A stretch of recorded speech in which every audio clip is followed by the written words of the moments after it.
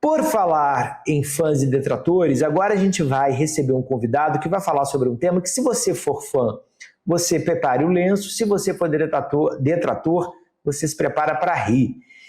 O jornalista, diretor e apresentador André Frank, mais uma vez nos alegra aqui com a presença no Matinal. André, cadê você? Vem para cá.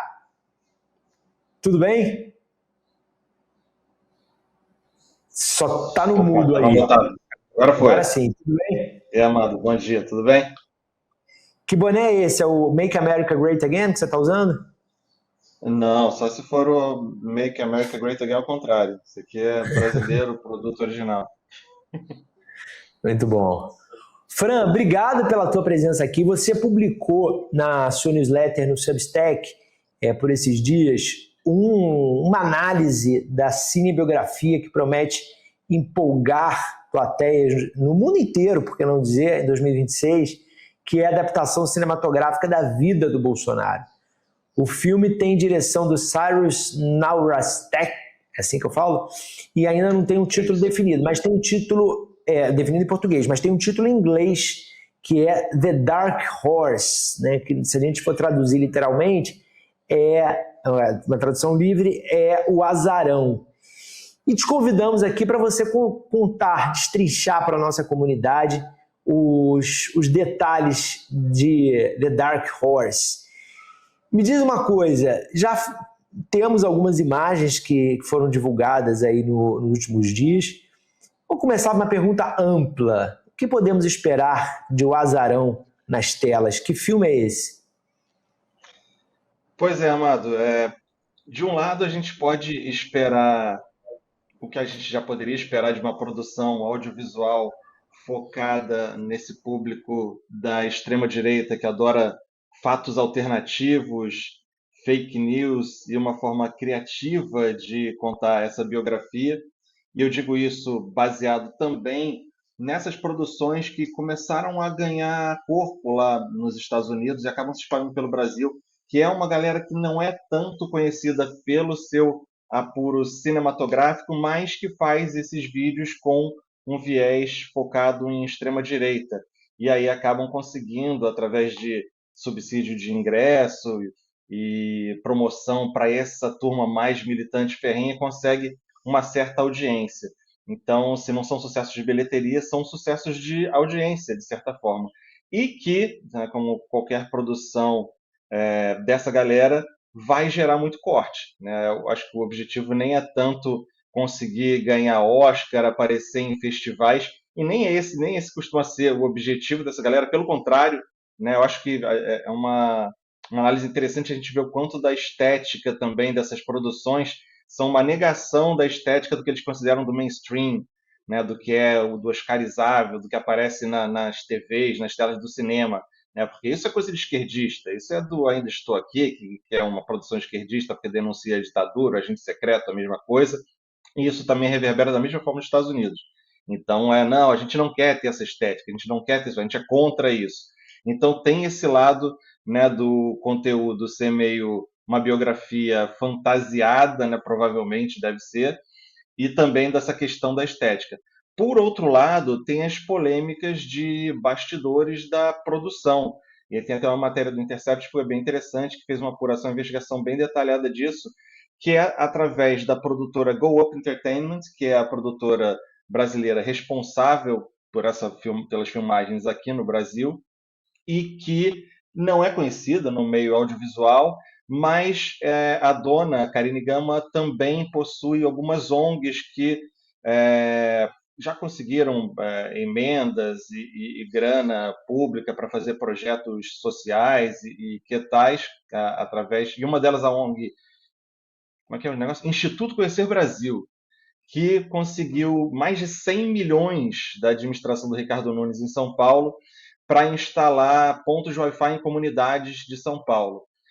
Nunca tinha trabalhado com essa questão de Wi-Fi, não tinha concorrência nessa licitação, mas ela recebeu a grana, não instalou a totalidade dos pontos, segundo essa apuração, mas conseguiu essa grana bem forte, né, para esse tipo de projeto. E é uma pessoa ligada que está à frente da GoUp, dessas ONGs e dessa ONG particular, que tem uma circulação forte aí através de políticos e candidatos mais ligados a essa ala conservadora. E aí a produção também recebeu já acusação de maus tratos à equipe de figuração, a parte dos seus membros da produção aqui do Brasil, tratamento diferenciado em relação aos membros americanos que estavam aqui filmando, até comida estragada servida no set, agressão de segurança, ou seja, não falta confusão já nos bastidores dessa produção. Então você junta aí a estética, mais esses bastidores complicados, mais uma produção focada em transformar em herói um ex-presidente que está preso, condenado a 27 anos de prisão por tentar a abolição violenta do Estado Democrático de Direito, a gente já imagina o que pode vir por aí. É bolsonarismo na veia, né? Como eu falei, não sei se você estava ouvindo o programa, mas você encontrar uma tornozeleira rompida num banheiro de rodoviária de Cidade Leste é o bolsonarismo na veia. É o filme que tem comida estragada. Do filme. Se você acaba de narrar, que seria um cenário perfeito para uma cena desse filme. Total. Agora, eu queria falar um pouquinho do elenco, né? Vamos passar umas imagens aqui enquanto a gente comenta, porque é bom a gente ver a cara das pessoas enquanto a gente está comentando. Júlio, toca aí as imagens para enquanto isso eu e o Fran irmos falando aqui. A gente tem aí, né, o protagonista. No primeiro momento que eu vi essa imagem, sem legenda, eu achei que era um filme sobre o Ike Batista. Eu acho que ele tá a cara do Ike Batista aí. Mas conta quem é o protagonista, qual é o histórico dele, por favor, Fran? Sim, então, cara, o Jim Caviezel, que é esse ator, e que de fato é um ator hollywoodiano, o cara já atuou na Paixão de Cristo, do Mel Gibson, no Além da Linha Vermelha, do Terrence Malick, cara, que é um dos meus diretores americanos favoritos. Ele é um baita, ele tem um papel de protagonismo, de destaque nesse filme, um baita ator, mas isso tem bem mais de seus 20 anos. Então, ao longo da carreira dele, ele, enquanto seu lado pessoal, foi caindo mais para esse lado da extrema alt-right, na extrema direita conspiracionista, um cara que é negacionista de várias questões complexas, que é adepto e seguiu, acreditava muito na teoria QAnon, e talvez por isso acabou sendo o ator queridinho dessas produções, como eu falei lá no início, que lá nos Estados Unidos também tem esse lado dessas produções que são que são independentes, mas conseguem levantar uma grana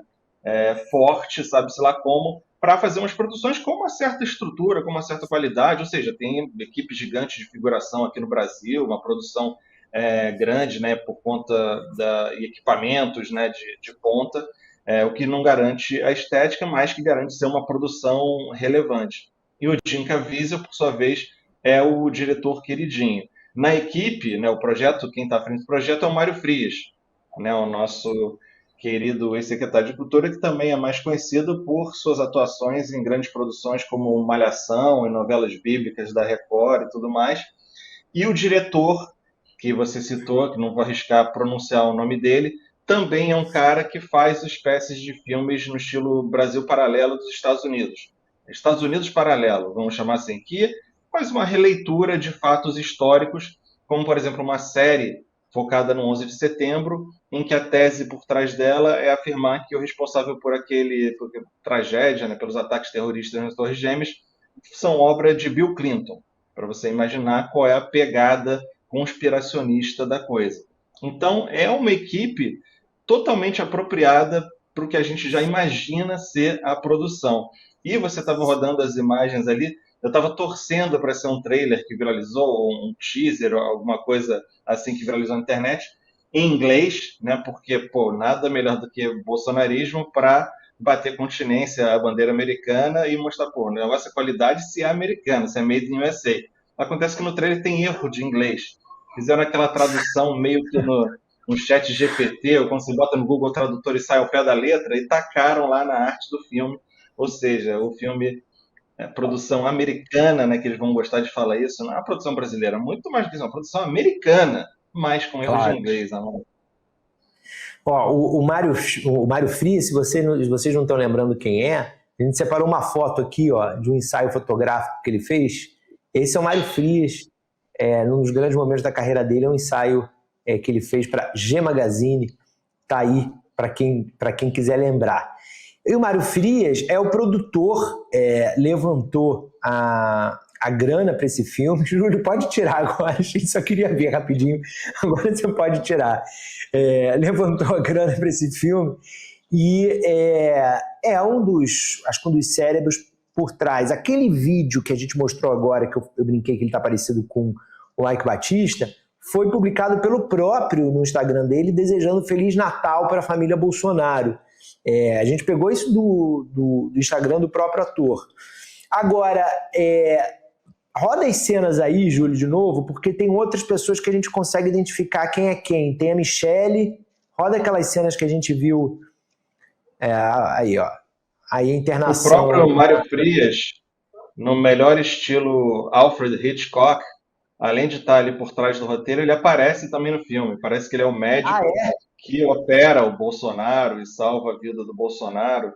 Em determinado momento das imagens de um dos teasers, uma das imagens que vazaram, aparece uma enfermeira com um facão dentro da sala de operação. Então, já dá para a gente imaginar o quanto os limites da realidade vão ser esgarçados durante essa cinebiografia. Eu vi o facão aí nessas imagens, eu achei que era o Adélio. Daqui a pouco vai aparecer um homem com facão aí no meio, você vai ver. Bom, o fato é que ele tá usando peruca, né, Fran? Isso aí é peruca, né? Ah, sim, ele tem o cabelo mais curtinho e tal. O pessoal talvez lembre dele, é interessante até destacar isso, né? Que ele apareceu naquele filme O Som da Liberdade.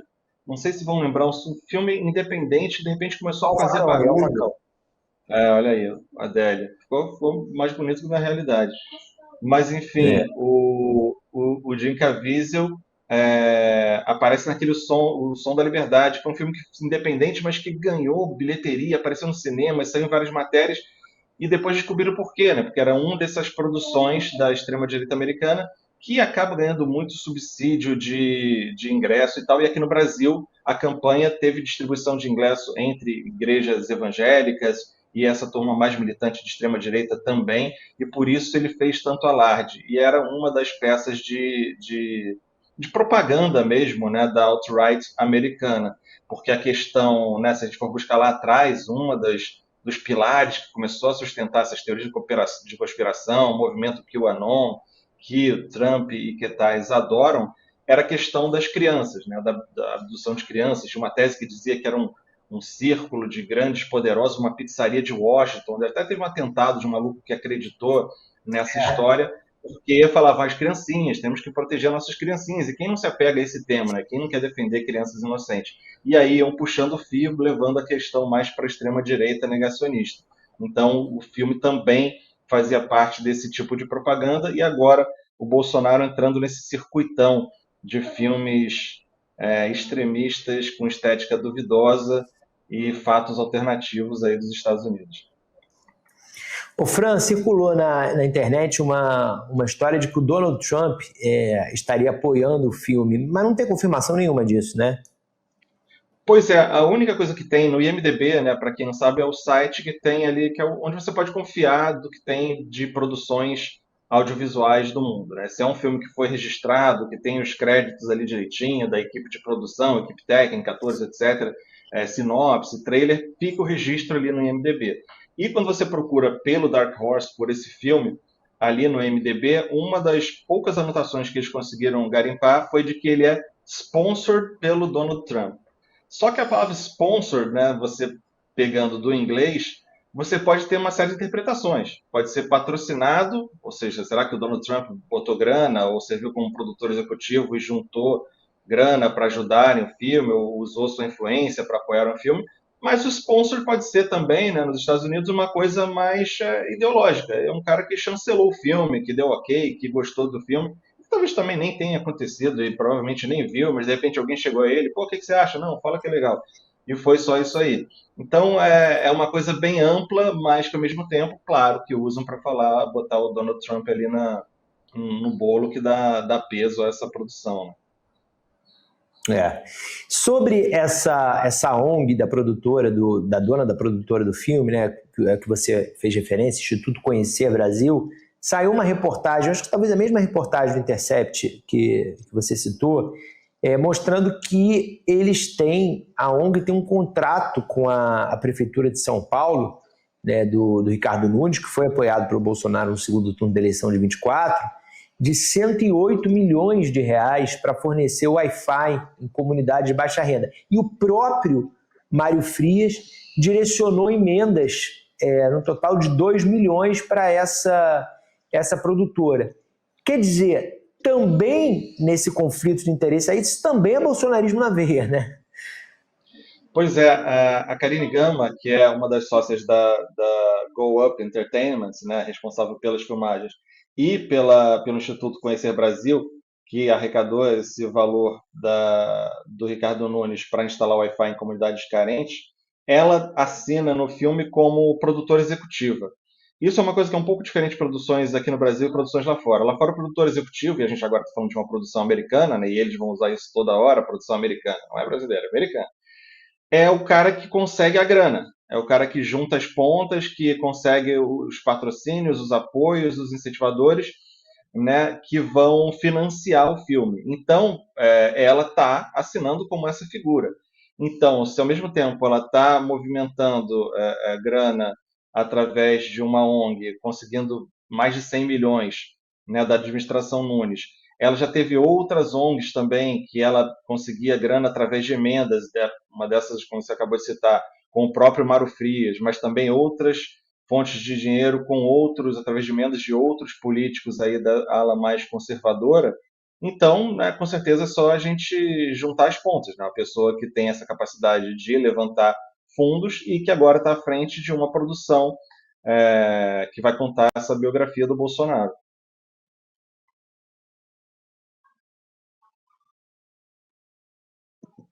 Não te ouvi agora.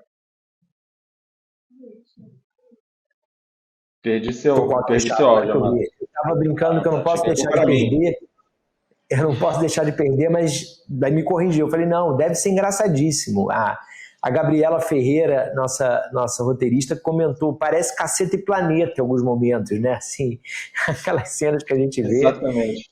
Não, a gente pode dedicar um episódio depois só a essa questão da estética, né, que vem desde lá de trás, até das artes e tal, esse movimento Vaporwave, né, que é uma coisa que é meio propositalmente começou meio que tosca sem querer, mas que acabou virando uma linguagem de reação ao apuro estético e técnico, né? Então, isso foi também sendo desenvolvido e agora a gente está vendo isso chegando ao seu limite máximo, que são as telas de cinema, né? Então, você tem a estética propositalmente tosca como negação do apuro, do padrão de qualidade, né? Eles nunca vão querer fazer uma produção da qualidade Globo ou do Amado Mundo, porque justamente eles querem negar essa turma. Eles não são isso aqui dos bonitinhos, dos engomadinhos, dessas pessoas que falam, nós somos a reação, nós somos o contrário, nós não somos o mainstream.